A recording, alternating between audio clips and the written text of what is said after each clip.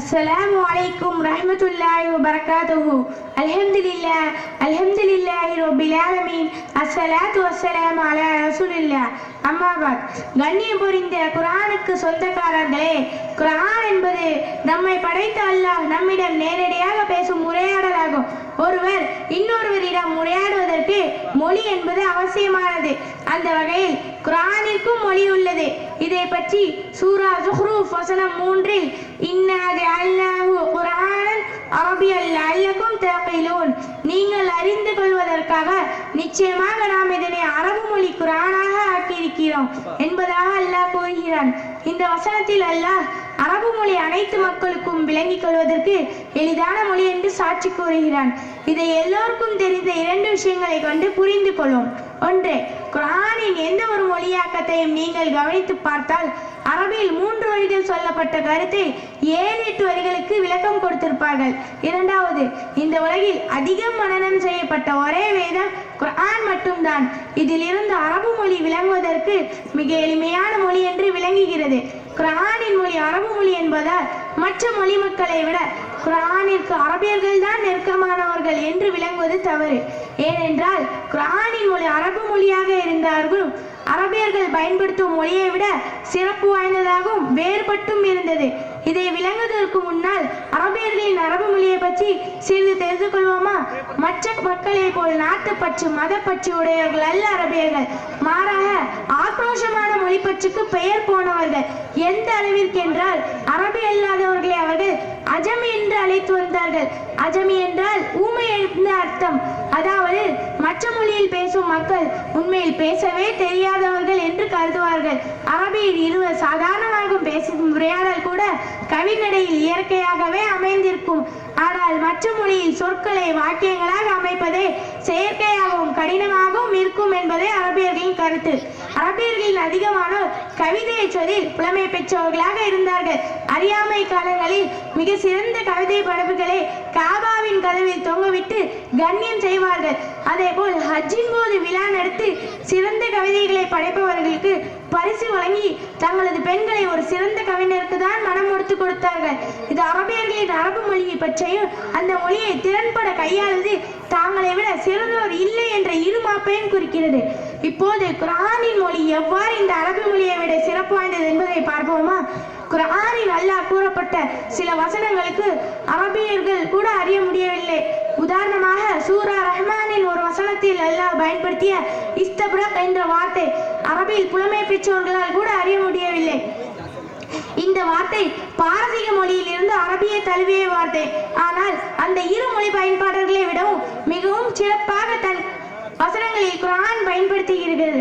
இந்த வார்த்தை ஒரு வகையான பட்டு ஆடை குறிப்பதற்காக பயன்படுத்துவார்கள்.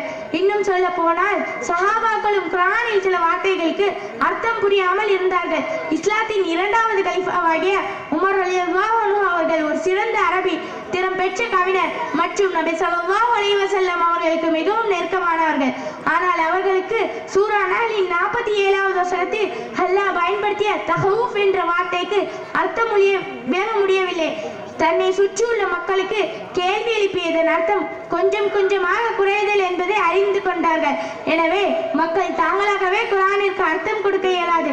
நமது தூதர் நபி ஸல்லல்லாஹு அலைஹி வஸல்லம் மூலமாக தான் குர்ஆனை விளங்க முடியும் என்பதை அல்லாஹ் உறுதிப்படுத்துகிறான்.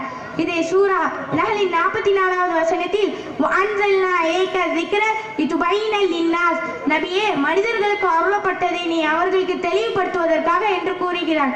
எனவேதான் இஸ்லாமிய சமூகத்தில் தஃப்சீர் என்ற ஒரு கலை பிரபல்யமாக உள்ளது.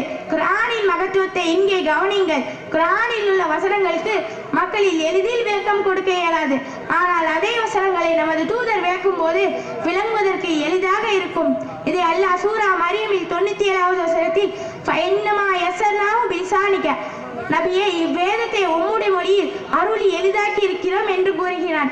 குர்ஆனின் மொழி எந்த அளவு சிறப்பு வாய்ந்தது என்றால் அந்த குர்ஆனுக்கு சொந்தக்காரர்களான அரபியர்கள் விளக்கம் கொடுக்கும் அளவிற்கு எளிதாகவும் இல்லை. அதே நேரத்தில் அந்த குர்ஆனின் வசனங்களுக்கு விளக்கம் கூட தெரியாத மக்கள் தாங்கள் காதுகளால் கேட்டவுடன் குர்ஆனின் வசீகரத்தால் அழுத வரலாறும் குர்ஆனுக்கு உண்டு. இப்படிப்பட்ட குர்ஆனின் வசனங்களை நம்மை படைத்த இறைவன் இன்றி யாரால் கூற முடியும்? எனவேதான் அல்லாஹ் மனிதர்களுக்கு சவால் இடுகிறான். சூரத்து தூர் வசனம் 34. ஃபல்யாத்து பிஹதீஸி மிஸ்லிஹி இன் கான ஸ்வாதிகீன். அவர்கள் உண்மையாளர்களாக இருந்தால் இவ்வேதத்தை போன்ற ஒரு செய்தியை அவர்கள் கொண்டு வரட்டும். கவிநடையில் உச்சி தொட்ட அரபியர்கள் எவ்வளவு முயன்றும் இது போன்ற ஒரு வசனத்தை கொண்டு வர முடியவில்லை. குர்ஆனின் வசனங்களுக்கு முன் ஏற்றும் அவர்கள் கவிதைகள் எல்லாம் தூசு போன்ற ஆனதை அவர்களின் மனம் ஏற்றுக்கொள்ள முடியவில்லை. அந்த வெறுப்பில் தூதருக்கும் குர்ஆனுக்கும் எதிராக பொய்யான குற்றச்சாட்டுகளை அள்ளி தள்ளினார்கள். நமது தூதர் கவிஞர், சூனியக்காரர், கற்பனை செய்பவர், இட்டுக்கட்டுபவர் என்றெல்லாம் புலம்பி தள்ளினார்கள். சில காபீர்கள் இந்த வசனங்களை தெளிவான சூனியமே என்று கூறினார்கள். இதை கண்ட அஞ்சிய காபீர்கள் இதை தடுப்பதற்கு செய்த காரியத்தை பற்றி அல்லாஹ் கூறும்போது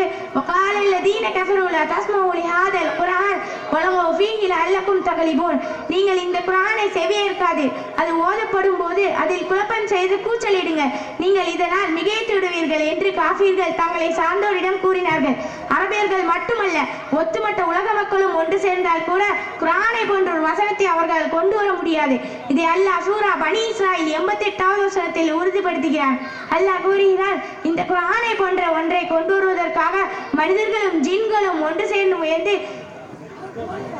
அவர்களின் ஒரு சிலருக்கு உதவி செய்பவர்களாக இருந்தாலும் இந்த குர்ஆனை போன்ற ஒன்றை அவர்களால் கொண்டு வர முடியாது. நபியே, நீ கூறும். இன்னும் சொல்வதென்றால், இந்த சவாலை முறியடிக்க வந்த சிலர் இஸ்லாத்தையும் தழுவி உள்ளார்கள்.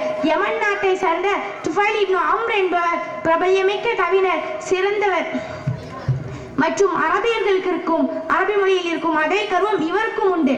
ஆனால் இந்த சவாலை பற்றி கேள்விப்பட்டு அதை எதிர்கொள்ள வந்தார். ஆனால் அதில் தோற்று போய் இஸ்லாத்தையும் தழுவியுள்ளார். சில காபீர்களும் குர்ஆனின் வசனங்களுக்கு ஈர்க்கப்பட்டு இஸ்லாத்தையும் தழுவியுள்ளார்கள்.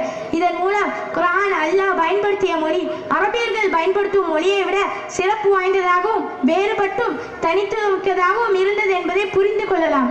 இதற்கு அரபியர்களின் வல்லுநர்களே சாட்சி. வலீத் இப்னு முகீரா என்பவர் நபியின் ஓதுதலை கேட்டு கூறிய வார்த்தை இதோ: அல்லாஹ்வின் மீது ஆணையாக, அரபு மொழியை அறிவதிலேயோ கவிதைகளின் நுணுக்கங்களை தெரிந்து கொள்வதிலேயோ என்னை விட திறமை வாய்ந்தவர் உங்களில் எவரும் இல்லை. அப்படிப்பட்ட நான் கூறுகிறேன், சத்தியமாக முஹம்மது ஓதக்கூடிய வார்த்தையை விட சிறப்பு வாய்ந்ததோ உயர்வானதோ எதுவும் இல்லை. குர்ஆனின் சிறப்பம்சத்தை சுருக்கமாக சொல்வதென்றால், குர்ஆன் இதுவரை யாரும் பயன்படுத்தாத இலக்கியங்களை பயன்படுத்தியுள்ளது. இன்னும் அது அரபியர்கள் எவரும் நினைத்து பார்க்காத அளவிற்கு சொற்றொடர்கள் உள்ளது. மேலும் குர்ஆன் தஃசீரின் மூலம் அனைத்து மக்களுக்கும் விளங்குவதற்கு எளிதாகவும் உள்ளது. அடுத்து குர்ஆன் வசனங்கள் கூறும் கருத்துக்கள் ஏனோ தானோ என்று இல்லாமல் மக்களுக்கு தேவையான கருத்துக்கள், அறிவுரைகள், அறிவியல் உண்மைகளை கொண்டுள்ளது. காபீர்களை அதிகம் தன் பக்கம் இழுக்கும் வகையில் குர்ஆனின் வசனங்கள் உள்ளது. இந்த உலகில் அதிக மனம் செய்யும் அளவிற்கு எளிதானது. இந்த பண்புகளை ஒன்றை பூர்த்தி செய்வதற்கே மக்களுக்கு சாத்தியமில்லை. ஆனால் இவ் அனைத்தையும் திறன்பட கையாண்டது குர்ஆன் மட்டுமே. இதுவே குர்ஆன் அல்லாஹ்வின் வார்த்தை என்பதற்கு சான்றாகும். எனவே எளிதான குர்ஆனுக்கு சொந்தக்காரர்களாகிய நாம் இந்த குர்ஆனை போற்றுவோம், இந்த குர்ஆனின் புகழை உலகறிய செய்வோம். வாஹிர் தாவானா அல்ஹம்துலில்லாஹி ரப்பில் ஆலமீன். அஸ்ஸலாமு அலைக்கும் வரஹ்மத்துல்லாஹி வபரகாத்துஹு.